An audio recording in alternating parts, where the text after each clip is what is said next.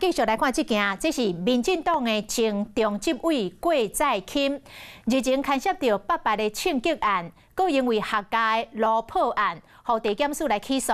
这两件拢也未煞咧。即摆时代力量的立委陈椒华，佮受到民众的陈情，指控着郭在钦疑似借由亲戚的公司非法来侵占着国有地。财政部国有财产署调查了后，发现讲，迄块土地确实是有违例啊，有暗毛土地、有批假啊等等，目前先甲列管。啊，外界是真担心讲，即块地是毋是有个共带即个废弃物？国有财产署讲，若有需要，会配合甲即个地、甲屋、甲掀开来看。郭在钦又在动土地了，从航照图就可以看到。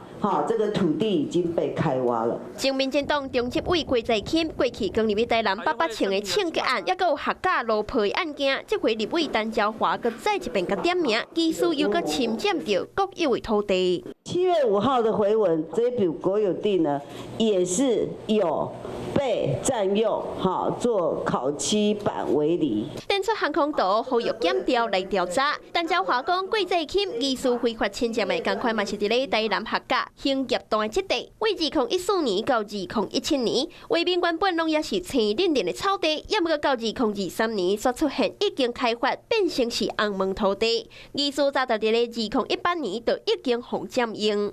107年，就是2018年10月的航照图，已经明显看到。有被违法开挖，所以现在我们合理怀疑，也有可能违法掩埋。洪社讲，疑似占用的华盛贸易公司负责人李金忠，就是郭在钦的表小弟。陈椒华就质疑这个背后并无单纯，要求国产署和华盛其他作业应该全部改读。